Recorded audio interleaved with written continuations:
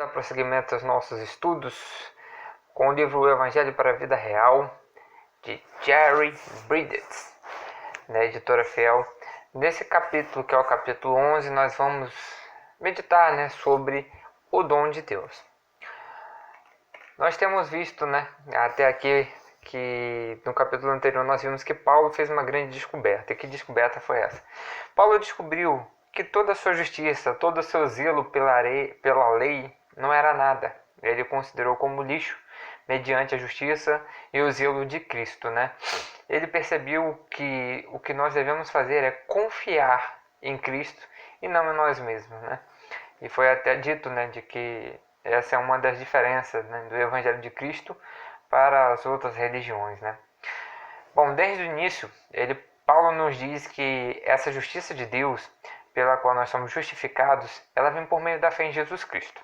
Vamos ver Romanos 3, 22. Ele diz exatamente assim: justiça de Deus mediante a fé em Jesus Cristo para todos os que creem. Não há distinção. A partir desse versículo e continuando até o capítulo 4, Paulo vai falar sobre fé e crer, que seria o derivativo verbal de fé, mais de 20 vezes. Quando nós lemos a carta de Paulo, ele sempre vai estar fazendo essa antítese entre a justiça dos homens, a justiça pelo cumprimento da lei, pela observância da lei, e a justiça pela fé. E é por isso que o autor do livro ele vem declarar, a fé, é o autor do livro Paulo, ele vem declarar, a fé deve envolver uma completa renúncia de confiança na própria bondade de alguém em manter a lei, bem como uma total confiança em Cristo e em sua justiça. Ou seja, Paulo ele vai estar sempre batendo de que a fé ela envolve você não confiar em si mesmo e confiar em Cristo, confiar na sua justiça, na justiça de Deus, que nós sabemos muito bem que a justiça de Deus é a única justiça justa. Diante disso, podemos fazer a seguinte pergunta: então, como nós podemos obter fé? Será que ela vem simplesmente como uma resposta imediata da mensagem do Evangelho?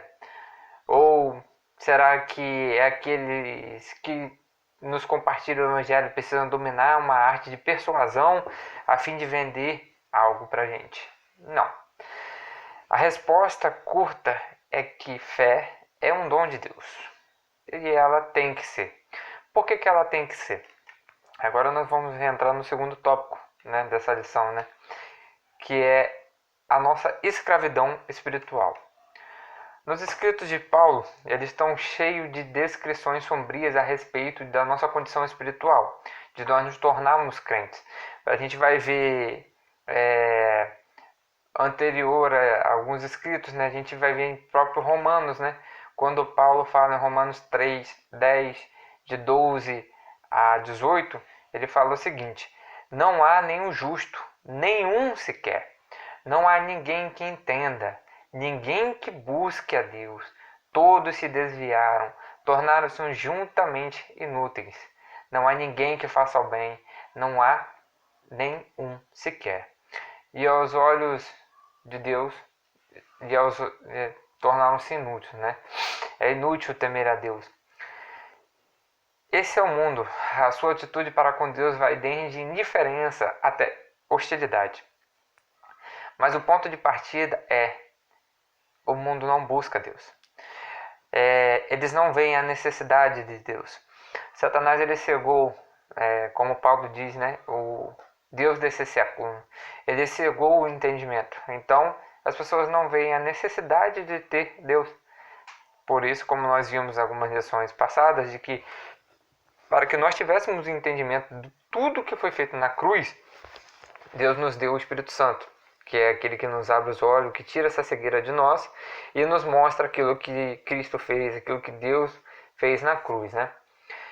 Bom, voltando ao assunto, nós entendemos agora de que o mundo é indiferente a Deus, e esse é o mundo que nós seguimos, Ele não busca Deus. O mundo presente hoje ele é assim.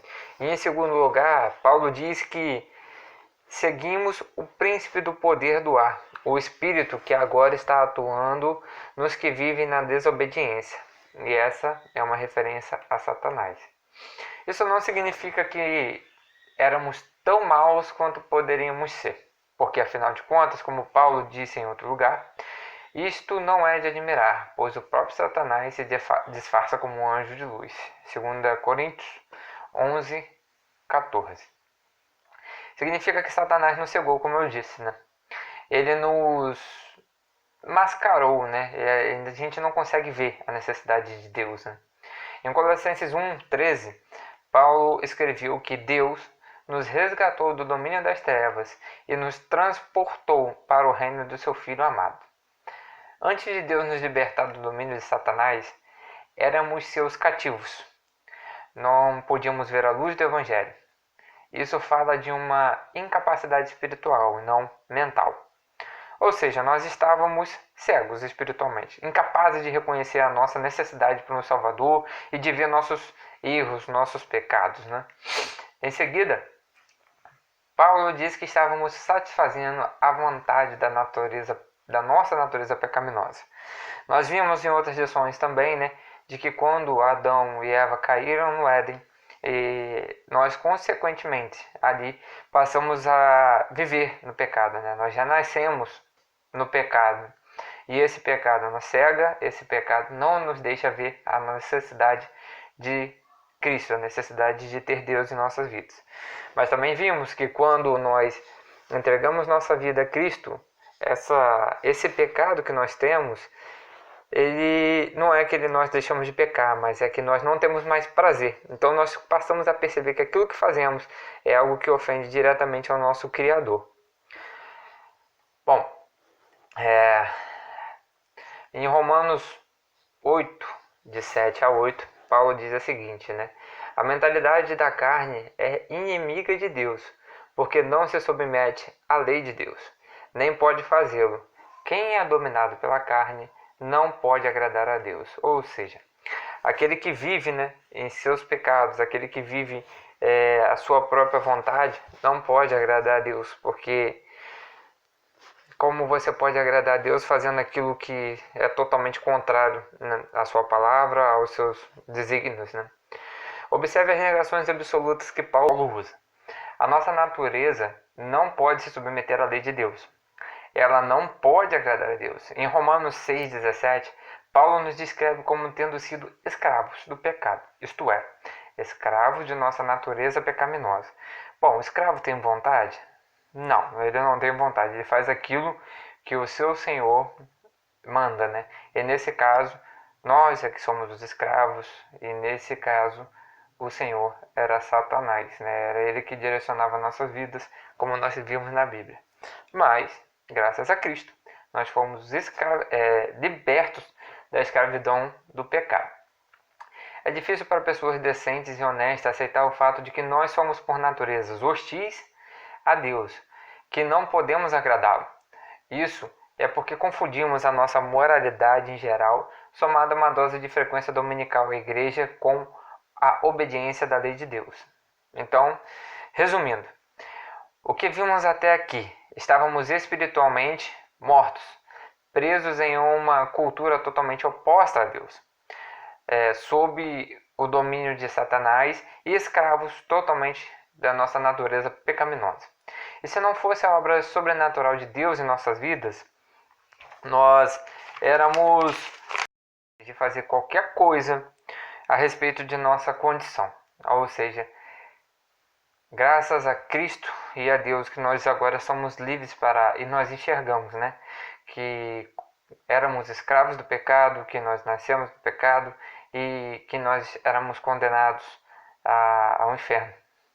E graças a Cristo nós temos a liberdade de adorá-lo, de exaltá-lo e a salvação, né, que Cristo nos proporcionou. Amém?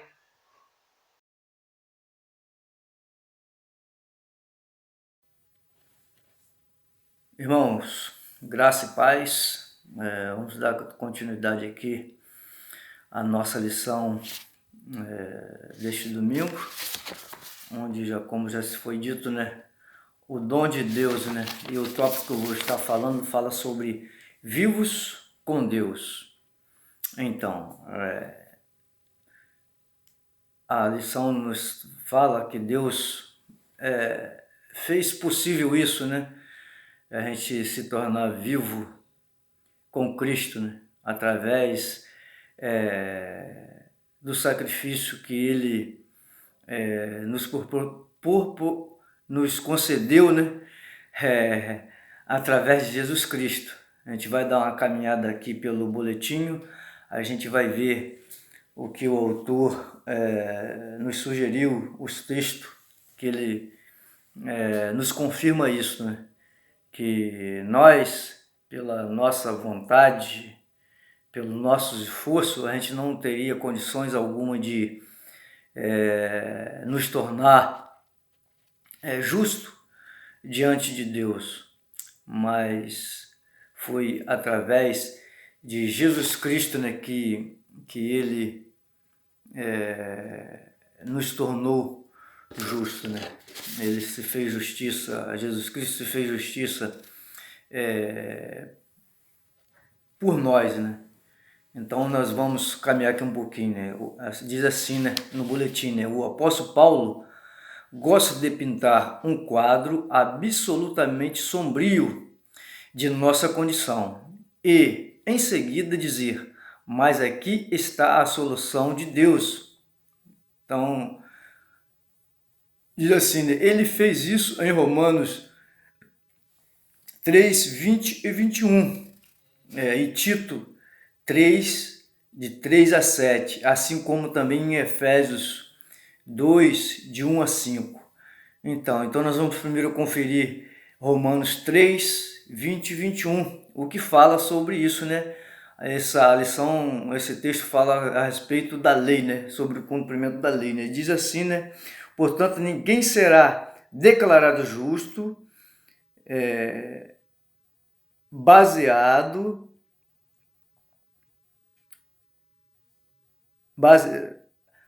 repetindo, portanto, ninguém será declarado justo diante dele, baseando-se na obediência da lei, pois é mediante a lei que nós tornamos plenamente conscientes do pecado. Quer dizer, não é por obedecer à lei que nós vamos nos tornar justos. Pelo contrário, a lei nos traz e nos torna plenamente consciente do nosso pecado, entendeu? Mas aqui no versículo 20 fala assim: mas agora se manifestou uma justiça que provém de Deus. Que justiça é essa? Jesus Cristo, independente da lei, da qual testemunha a lei dos profetas. Então, e caminhando mais um pouquinho, né? E fala assim no versículo 22, justiça de Deus mediante a fé em Jesus Cristo, para que todos os que crerem, não há distinção. Então, todos aqueles que crerem em Jesus Cristo como seu único e eterno Salvador, ele é justificado perante ao nosso Deus. Caminhando mais um pouquinho, pois todos pecaram e estão separados, destituídos da glória de Deus. Aí fala assim no versículo 24, desculpa eu estar acrescentando, mas só para a gente completar, né? Sendo justificado gratuitamente por sua graça, por meio da redenção que há em quem? Em Cristo Jesus. Então, se não fosse Jesus Cristo ter dado a sua vida, nós hoje estaríamos perdidos. Quero dizer, talvez a gente nem estaria vivo hoje, mas Deus foi misericordioso para conosco, para com o mundo, e fez esse sacrifício por nós, né? Dando o seu Filho amado Jesus para morrer pelos nossos pecados, para que nós fôssemos justificados diante dele, né? nós sabemos que por causa de Adão ter errado lá no início, nós fomos separados de Deus por causa disso, por causa da desobediência. Mas Jesus Cristo trouxe novamente a reconciliação do homem com Deus, através de sua morte, através desse sacrifício, né? Então, através de Cristo, nós fomos justificados diante de Deus. E vamos conferir também o que diz lá em Tito 3, versículo de 3 a 7. Tito, vamos ver o que fala aqui, né? Tito 3, de 3 a 7, fala assim, né? Houve tempo em que nós também éramos insensatos, desobedientes, vivíamos enganados e escravizados por todas as espécies de paixões e prazeres. Vivíamos na maldade e na inveja, sendo detestáveis e odiados uns aos outros. Mas quando da parte de Deus, nosso Salvador, que é Jesus Cristo, se manifestaram a bondade e o amor pelos homens, não por causa dos atos da justiça, por nós praticados, mas devido à sua misericórdia. Ele nos salvou pelo lavar regenerador e renovador do Espírito Santo, que ele derramou sobre nós generosamente por meio de quem? De Jesus Cristo, nosso Salvador. Ele o fez a fim de que, justificados por sua graça, nós tornamos seus herdeiros, tendo a esperança da vida eterna. Então, Deus nos deu isso, né? O versículo 4 fala que, mas quando da parte de Deus, nosso Salvador, se manifestaram a bondade e amor pelos homens. Então, Deus olhou da sua glória e não viu um justo sequer. E ele decidiu em fazer isso por nós. É claro que a gente sabe que nós não éramos merecedor, mas conforme diz a sua palavra, a sua misericórdia, né? Mas devido à sua misericórdia, versículo 5, parte 2, né? Ele nos salvou pelo lavar regenerador e renovador pelo Espírito Santo. Então, Jesus Cristo foi e é o mediador entre Deus e o homem, né? E Efésios também nos fala também, Efésios 2, de 1 a 5, vamos também dar uma olhadinha, nós conhecemos, mas só para confirmar que nós, antes de conhecer o nosso Senhor Jesus Cristo, nós estávamos mortos nos nossos delitos e pecados. Nós éramos vivos, nós éramos mortos. Então, através da morte de Cristo, nós fomos vivificados, nós adquirimos a vida através da morte de Cristo. Então, isso foi uma coisa muito gratificante da parte de Deus, né, em ter misericórdia de nós. Diz assim a palavra de Deus: vocês estavam mortos em suas transgressões e pecado, nos quais costumavam viver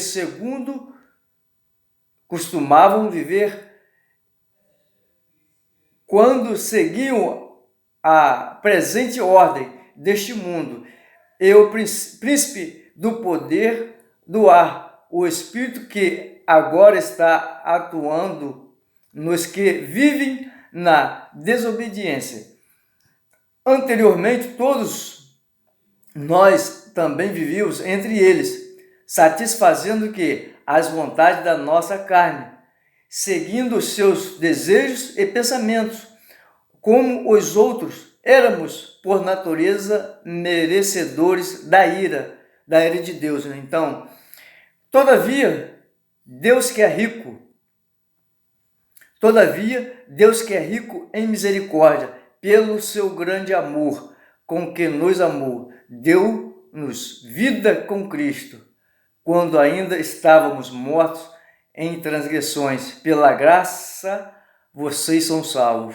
Então, aí versículo 6 fala assim, Deus nos ressuscitou com Cristo. Como assim? Através da sua morte. E com ele nos fez assentar nas regiões celestiais em Cristo Jesus. Então, Deus nos deu vida através de Cristo Jesus. Então, nós, conforme diz lá no início de Efésios 2, a gente estava morto espiritualmente falando. É como fosse um zumbi andando. O homem anda para lá e para cá, mas se ele não conhece a Cristo, ele está morto espiritualmente. Então, é necessário reconhecermos que sem Cristo a gente está perdido. Então a palavra dele é bem clara, né? Que Jesus é o caminho e a verdade e a vida. Ninguém vai ao Pai a não ser por ele. Então temos que reconhecer a cada momento, a cada dia, e ter também a responsabilidade de falar do amor de Deus para aqueles necessitados. Compartilhar as boas novas para aqueles que ainda não conhecem o nosso Senhor Jesus Cristo. Então, aí aqui, continuando aqui, veja o que diz o apóstolo Paulo no verso 4. Todavia, Deus, que é rico em misericórdia pelo seu grande amor, com que nos amou, deu-nos vida juntamente com Cristo, quando ainda estávamos mortos nas transgressões, pela graça sois salvos, como já acabamos de ler, né?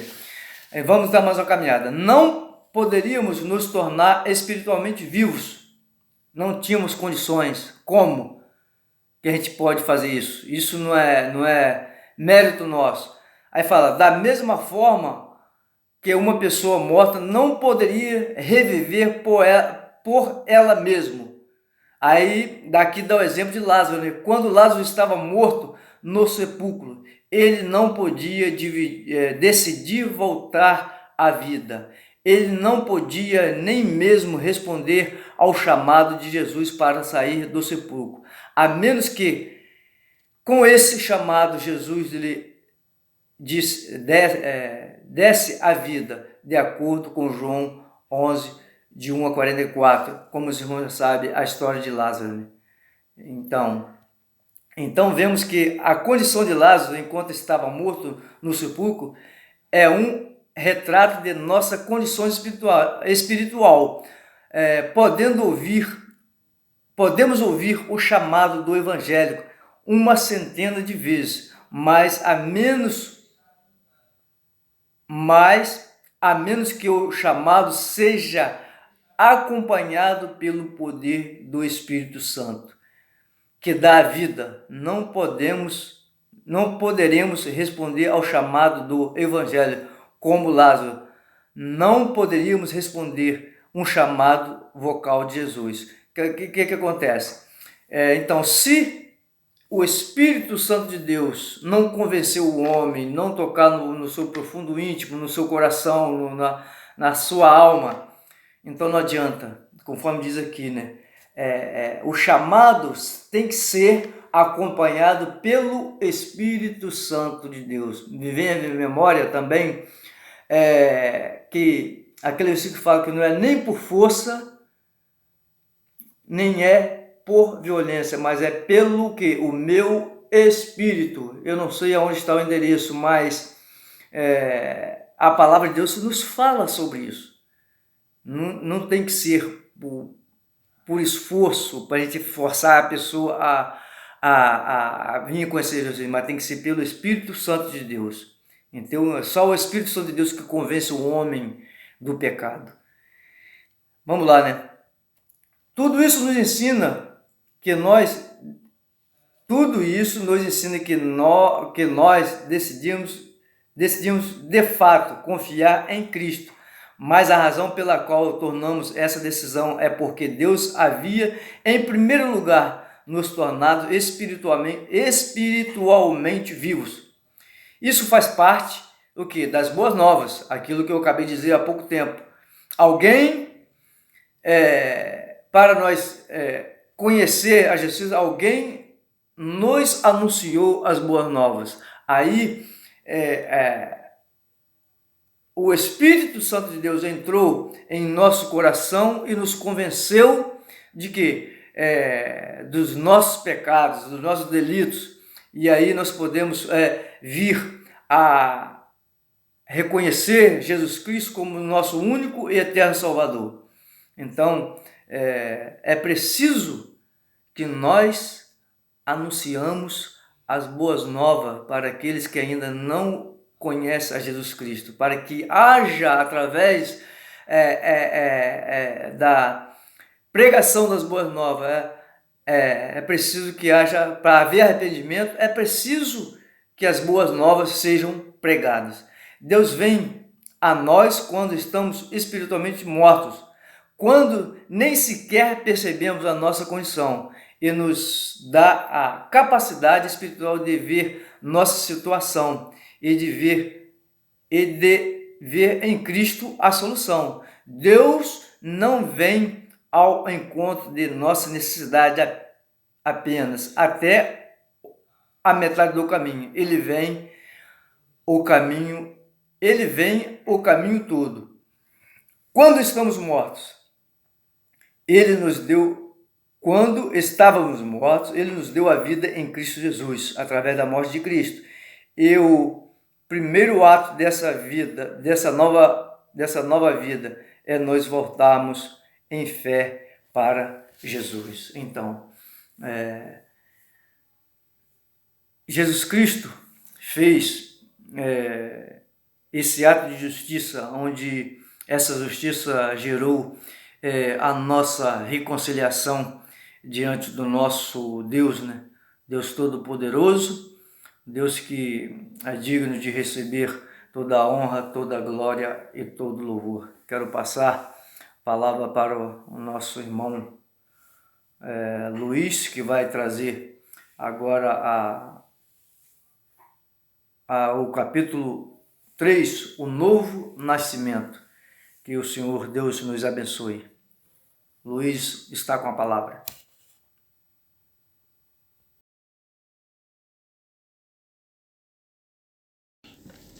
Olá, irmãos, bom dia. Vamos dando sequência à nossa EBD. Vocês tiveram a oportunidade aí de ouvir nossos irmãos Jonathan e Amós, e estarei dando continuidade, né, com um tópico que fala do novo nascimento, né? O novo nascimento. A referência inicial estará na conversa de Jesus com Nicodemos. Está lá em João 3, do verso 1 ao 21. Nossa ênfase estará apenas nos 8 primeiros versículos. E a atenção especial às respostas de Deus, de Jesus, diante do questionamento de Nicodemos, perguntando-lhe o que era necessário para entrar no reino de Deus.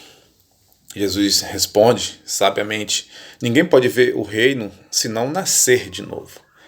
No versículo 3, né, ele fala isso. No versículo 5, ninguém pode entrar no reino de Deus se não nascer da água e do Espírito. E nos versos 7 e 8, Jesus compara a ação do Espírito em trazer um novo nascimento com a ação do vento. O que é que nós entendemos com isso, irmãos, e o que Deus estava falando com Nicodemos, né, naquele momento? Simplesmente, meus irmãos, Jesus ele estava falando com Nicodemos e nada do que ele pudesse fazer seria o bastante para entrar no reino de Deus, diante da pergunta de Nicodemos. Não seria o fato de ele obedecer aos mandamentos, né, de ser um doutor da lei. Nada disso seria o bastante, nada disso seria o suficiente. Nada que o Nicodemos pudesse fazer seria o suficiente para entrar no reino de Deus. Seria necessário algo muito além disso. Algo que vai além da capacidade humana. Seria necessário um agir do Espírito, né? Seria necessário um novo nascimento. Um novo nascimento para que isso fosse possível. Nicodemos não entendeu, né? Assim como muitos não entendem. Na verdade, sem Deus é impossível realmente entender o Evangelho, entender qual é a vontade de Deus.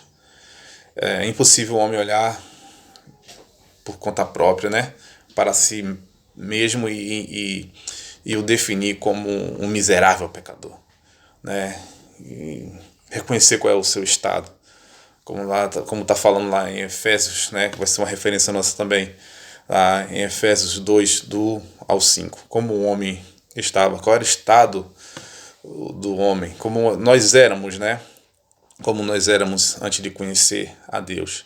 Mas uma vez tendo conhecido ao Senhor, né, uma vez tendo um novo nascimento, nós mudamos a nossa maneira de pensar, a nossa mente foi mudada, né, nossa mente foi mudada.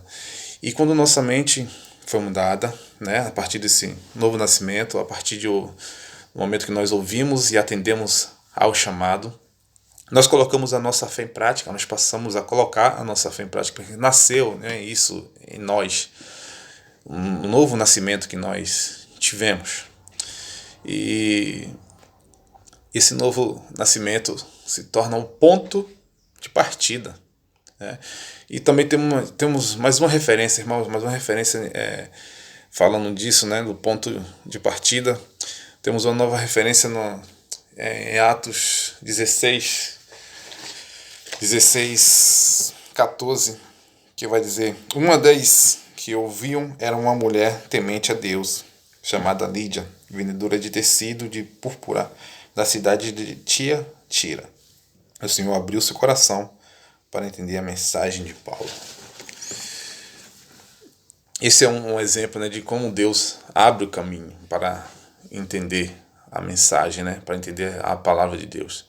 Temos essa referência dessa mulher, né, Lídia. Deus abriu seu coração e a partir daí ela atendeu, né, ao chamado, ela entendeu a mensagem que Paulo estava falando. E é algo imprescindível, né? E o autor, ele aborda isso aqui, ele relata isso. E é importante nós falarmos, observe a sequência, né? Primeiro, Deus abre o coração. Depois, ela entende, né? E atende. Então, algo imprescindível, né? Essa sequência vai sempre permanecer assim.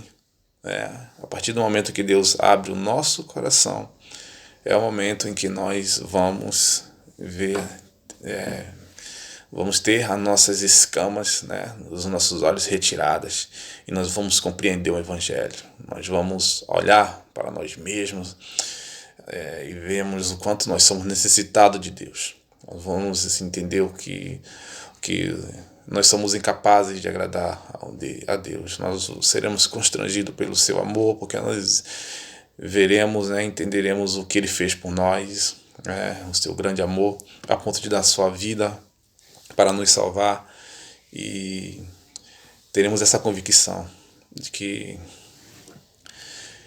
nada podemos fazer para agradar, para entrar no reino de Deus. Mas a partir desse ponto de partida, a partir desse momento que o nosso coração é aberto, nós entendemos o Evangelho, nós nascemos de novo, e aí nós passamos a colocar nossa fé em prática. E as nossas obras, né, demonstrarão isso.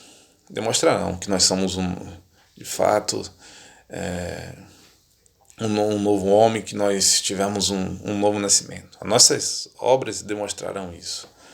As nossas obras não serão o suficiente para isso. a nossa capacitação humana não será o suficiente, não, não será o suficiente para conquistarmos isso, mas será uma evidência, né? Será uma evidência nossa. Nós passamos a viver de fé em fé, nós passamos a prosseguir, né, na caminhada, cada dia mais percebendo o quanto nós somos pecadores, cada dia mais percebendo o quanto nós necessitamos de Deus, e isso naturalmente nos leva a buscá-lo mais, né? A buscá-lo mais e a ser grato a Ele, né? Pela sua misericórdia, pela sua graça. Mas, irmãos, isso nós não devemos nunca deixar de falar a respeito disso. Não podemos esquecer disso. Nós não podemos, de maneira nenhuma, momento algum, cair nessa cilada aí de atribuir algo a nós mesmos, né? É o único meio de compreender a Escritura, de abrir o caminho para que o homem seja salvo, só pelo um novo nascimento. Não é pela nossa inteligência, pela nossa capacitação, pela nossa capacidade de persuasão. Não será por isso. Não será. Isso não será o bastante. Mas confiando em Deus, o Espírito de Deus considerar um novo nascimento, e nós faremos simplesmente a nossa parte de falar da palavra de Deus, né, obedecendo ao Senhor e exercendo esse privilégio que nos foi dado de falar, né, da Bíblia, né, falar da vontade de Deus, né, para todos que não conhecem a Ele. E que assim, irmãos, prossigamos, tá, com esse entendimento e com esse desejo cada vez mais ardente, com o entendimento de que nós sem Deus não podemos fazer nada, entendimento que Deus é que promove um novo e indispensável nascimento para o homem, e compreendendo e levando em conta a nossa obrigação, a nossa missão, né, de transmitir essa mensagem para todos. Amém, irmãos? Até a próxima.